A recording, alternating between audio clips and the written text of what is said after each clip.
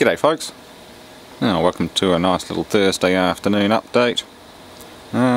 Just going through some car stuff and that sort of thing.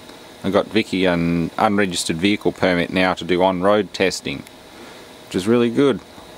Only thing is, they said because she's an interstate vehicle, and B has been on the repairable write-offs register, and obviously repaired and re-registered in Western Australia, she needs to be re-inspected over here. So I'm just looking up information and info, and I just thought I'd get any of my viewers' opinions on that, whether particularly people who've had experience with it, what to look for and that sort of thing. Because I do have the Vic Roads website up, and they do go over what gets done.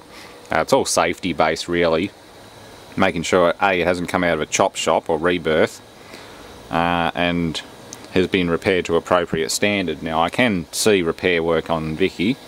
Rear end, well, she's basically been rear-ended. The tailgate's been repaired, hasn't even been replaced. They've repaired all the sheet metal and everything, and a little bit of work around the spare wheel tub in the back, and that's about it as far as I can tell. Maybe a bit of work in the passenger rear corner, the left rear corner, which would be the driver's side in the US and other countries. Also shows signs of being done, so that sheet metal's all been done. So I'm going to pull that bumper off, like the whole rear bumper is going to come off, and I'll just have a close look at that particular back corner. Everything else looks alright. The front's definitely straight. Never had a major front end praying. I've known that ever since. I've spent so much time working underneath and around her. I know her front end all too well, but the rear end, I think Blue Rav knows more about her rear end than I do. He does like them large and on all fours, I'll tell you now. That's been a running joke with a few people I know. I don't think many of you will get it, but you will now. Yeah, so just been listening to some Infected Mushroom live on KCRW. Well, it's actually a VOD, video on demand, but it's an awesome one. Infected Mushroom is an awesome blend of rock and electronica, or electro. So yeah, well worth checking out. Also been preparing to paint the tyre machine, just priming the really bad areas and trying the only matching colour I could find, which is, it's mediocre. It's not bad, it's not dirty cheap paint. It's still like $8 a can, but it's a lot better than dollar store paint, I'll give it that much. You just got to use 2 coats. That's just a quick spray over primer, which didn't take all that well. That's one light coat of primer, and it works alright. It works okay for the purpose. I would have preferred epoxy enamel, but the motor spray lineup at my local paint stores had nothing close to it. It's all deep Brunswick green or British racing green. That's the only colour I get that matches. And it'll do just fine. I mean, I'm not going to be too pedantic. It's a piece of workshop machinery, not a showpiece. I'm just going to mask things off and just spray the green, take a brush and just paint all the white on the head back again. Maybe blow a coat of white over the turntable, because that's what it seemed to have had before. Or even just leave it grey. That flat grey etch primer and a light coat of light oil actually looks really good. It goes a darker gloss grey when you wipe oil over it, and it doesn't actually come off either. The oil doesn't attack it. So I might just leave it at that, since it's the business end of the machine. The rest of it's going to get the Kermit green again, including the battery, or not battery box, the former UPS battery box, now the VFD box. So that's how that's going. Other car stuff, well, before we have a close look at Viki, who does have her ass up in the air at the moment on blocks. Car stuff, well, people ask me why I buy SUVs and other stuff like that. I just like them. I don't know why, I just like them. They're cool, they're fun, they're very practical. I could probably buy a convertible or something like that, but I'd bug it if I could use it for anything. Well, actually I already own a convertible. I own a convertible SUV. That's a practical convertible. 4 seats, well, 2 at the moment. Both Ravs have both rear seats out at the moment. Yeah, they're just, I don't know, they appeal to me. I do like some of the classic 4-wheel drives, like the old Land Rovers and things like that, but they demand way more than this. I could buy a rust heap for a couple of grand, or under $1,000, but the amount of work that you need, and I don't have a full workshop to actually park a car in a work bay, have everything set up and actually do a proper job of it. Working on cars outside sucks. I tolerate it for the time being, doing basic mechanical repairs and service work, but trying to do body work and all that sort of stuff outside where the moisture is constantly causing your fresh metalwork to rust, and just paint drying problems, dust blowing in, getting on the fresh paint, nah, not here anyway. I'll get more serious when I get a factory. Then we'll have a full vehicle workshop and a full metal workshop and a full electronic workshop, essentially. Electronics, TVs and computers in one area, metalworking machines, welding, cutting, grinding, milling, all in one area, right next to the automotive shop. So automotive and metalworking will sort of be semi-combined, just partitioned. Electronics will be in their own like office space. If I buy a factory with an office area, the office area can be displaying collectibles like vintage PCs and turntables and things like that, and it can also be for working on electronics like plasma TVs, LCDs, you name it. So it'll happen one day.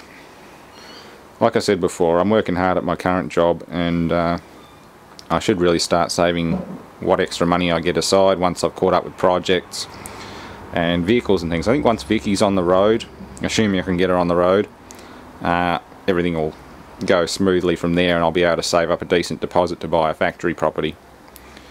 They do sort of allow you to live in factories if you've got exemptions.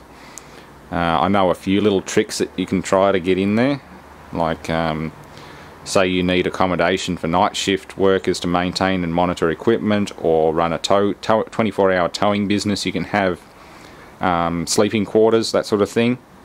So there are a few little loopholes. They generally don't like you living in a factory, but you could also get one on a semi-commercial area or something like that, like bordering on a residential neighbourhood, and you can blur the lines. There are plenty of areas where you can do it. So anyway, yeah, look at her. Bluey's been out on an adventure for the first part of the week.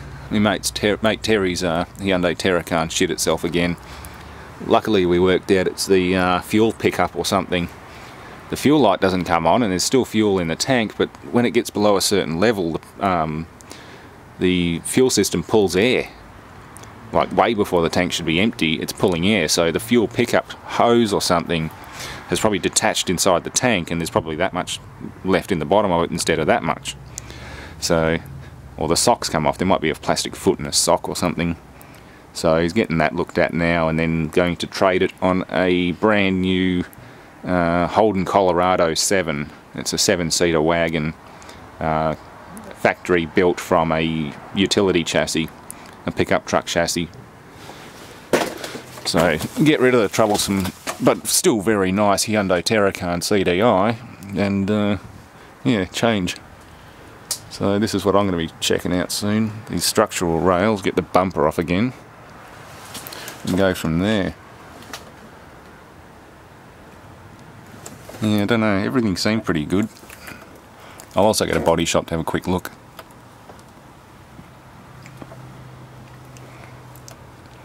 Same with the sides. I don't know if she's been hitting the side and maybe a side chassis rail's bent. I don't know. It could be a gem in the rough, or it could be a very expensive backyard storage car. I mean, I'd spend $500 to get a backyard pet car again, but $1,500 plus all the bits I've done, maybe a little bit much. Doesn't matter. I could always sell it for parts and buy another one, or something else. Oh, not a lot to really show you at the moment. I mean, if I find anything, I'll certainly do a video, but everything about her is straight and clean and good. So I'd say the first owner probably got into a smash and just told the insurance company to get rid of it and pay him out, and someone's just come along and bought it as a fixer-up or a bargain, like a repairable write-off, and got all the right work done, and that's it. There was probably nothing seriously wrong. Just cosmetics, the back tailgate.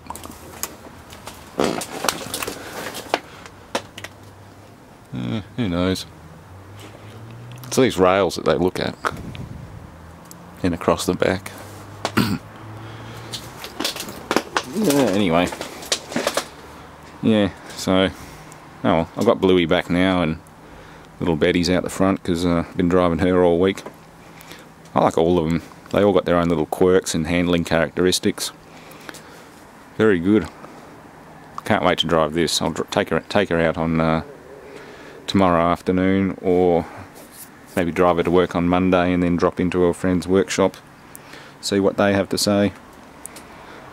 Anyway, thanks for watching, and let me know if anyone's had a VIV experience. It's got to be an appointment made to get inspected, but the worst part is I have to bring her in ready to register condition, so basically fully roadworthy. That's why I want to know, is it worth spending more money going any further, or am I just going to blow a heap more money, then get to the VIV and find out it can't be done. So yeah, it could be a very expensive exercise if I don't get onto it now, essentially. Not much point spending more time fixing up when the vehicle can't be registered in Victoria. That's the risk. Basically, she might not be able to freely run around on the roads in Victoria fully registered. Anyway, thanks for watching, and stay tuned.